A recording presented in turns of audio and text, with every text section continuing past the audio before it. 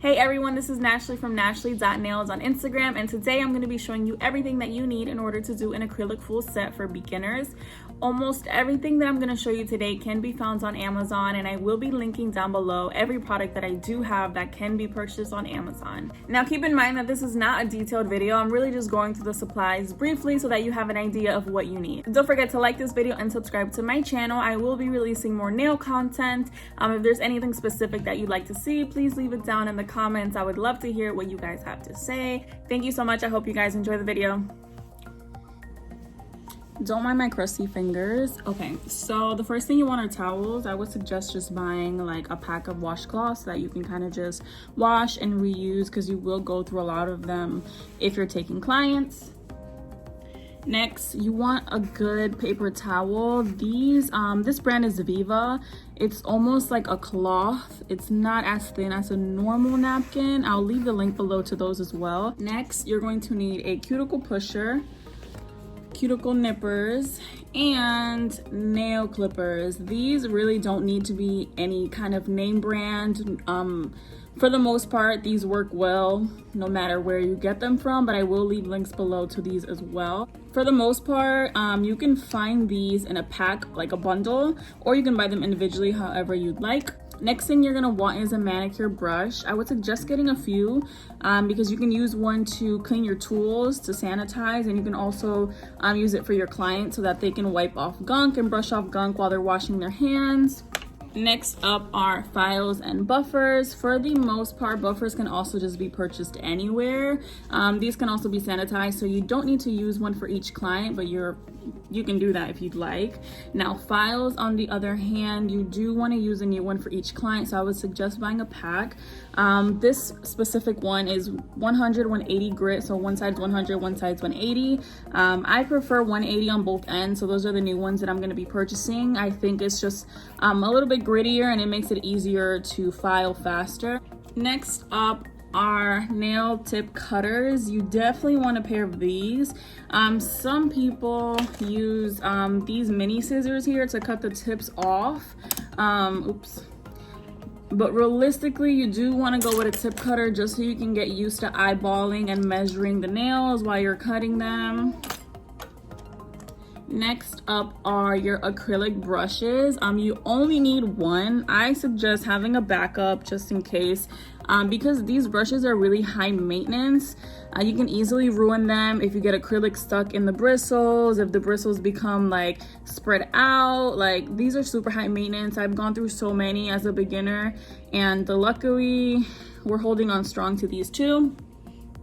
Also, the size, I would suggest going with the size 8 or a size 12. Those are like the most beginner friendly. In school I did 8, and then I realized it was a little bit too small for me, so I stuck with 12, and that's been working really great for me. These brushes go up to like a size like 18, but those are more for like experienced nail techs.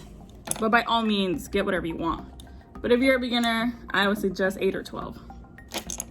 Next, a dappen dish.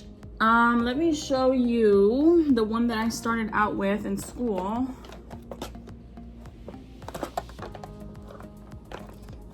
These work just well. They're the same thing. There's nothing special about a dappen dish. These are literally just glass bowls. You can use anything. I just prefer this one because it has a cap. So if I have leftover liquid, as I do in this example, I can just cap it. But either one works really well. Next up, nail tips. These specifically are like my favorite, the BT Art Box false nails. This brand, they have different styles. They have the clear, they have the natural color, they have different shapes, they have the square. The reason why I like these is because a lot of people prefer the straighter style nail. I don't know if you can see that. It's kind of like, ugh. I don't know if you can see that, but it's straight, you know? You see that? It's straight rather than the curved nail tip. Some people do prefer the curved style tips. I personally like the straight, and so do my clients, so I stick with this. This style is really nice because it has sort of like a narrow, it's narrow, so it's kind of like almost giving you coffin feels. So it's really nice to give like a tapered coffin style with this. I'll leave the links to these below. And then your nail glue, I use the KDS nail glue. The paper had ripped off, but this is the KDS nail glue. This has worked amazing for me, and it seems like every other nail tech uses this as well. So I would suggest just going for it, and it's not even expensive, so definitely go with KDS. Acrylic Powder. These are my two favorite brands, Mia's Secret and Young Nails. Young Nails is actually like up there, like as far as quality. So I was amazed at how well as a beginner I worked with it, because Mia's Secret is more so the best brand for beginners. It's on the cheaper side, but for the price you get pretty decent quality. But anytime I can, I do prefer to use Young Nails.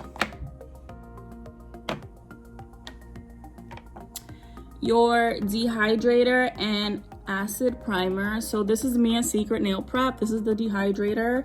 This is what you put on the nail bed before to prep to remove oils and dehydrate the nail. And then the Young Nails acid-free primer. People do tend to say that the acid-free doesn't work as well as the acid primers, but this is way safer for the skin in case it floods on the skin. It's way safer for the nail bed, so I would suggest going with a non-acid primer. Oops. You're gonna want a dust brush. Ooh. There's no specific one that I would suggest buying. I just bought a style that I liked. I like this one because I can just put it down on my table, pick it up, put it down. Some people do prefer the long dust brush with a handle. I personally prefer this one. I think it's super cute. But yeah, you just need any dust brush. This is IBD Intense Seal LED UV Non-Cleanse Top Coat. Definitely go with non-cleanse top coat, because if you don't, then you're gonna have to use alcohol to rub off that sticky tacky layer when you do your gel top coat. This just makes it easier for you to pop in the lamp, pop out, and you're ready to go. This one specifically I don't like that much because it's pretty thick. As you can see, like, it's not even dripping. Like, it's like really thick. Like how slow that went. But anyways, I still use it. It's really good and it lasts long. It's just on the thicker side, so that's the only thing I don't like about it, but I still recommend it. You're gonna need acetone and alcohol. Definitely alcohol. You want to buy a spray bottle. You can buy one at the dollar store. Fill that bad boy up and spray your client's hands before you do anything. Always spray your tools down, everything. Like, you should always have alcohol handy, backup alcohol, backup alcohol, because you don't want any type of, you just want to be sanitized, period. So definitely have alcohol. And then acetone, of course, if a client needs to soak off or anything, you know, if you put on a tip crooked and you need to soak it off, boom, acetone. And now liquid monomer. I use Mia's Secret. I started off using Legacy Nails. I no longer use that one. Nothing happened. It's not convenient. My local nail supply has this and I can order it off Amazon. This one's good because I trust Mia's Secret as far as the brand. So I know that they have no MMA. And if you don't know the difference between EMA and MMA, I can make a video on that. You can leave the comments down below, but just to make it brief, make sure that your monomer, if it's not Mia's Secret, it says EMA. You can definitely read the, well, you can't see it from here, but read the ingredients or whatever the heck. But yeah, make sure you are using EMA liquid monomer. Next, you need an e-file. I use the Melody Susie. I don't know what style or what make this is, but it's the Melody Susie. This is what it looks like. I've been using this since school. It's been super great. I haven't had any issues with it. It is 30 RPM, so it goes up to 30 RPM. If you're gonna do nails as a career or professionally, definitely get a drill that's 30 RPM or higher. And if you'd like me to do a review on the Melody Susie drill, I definitely would love to do that. Just let me know if you guys want to see that.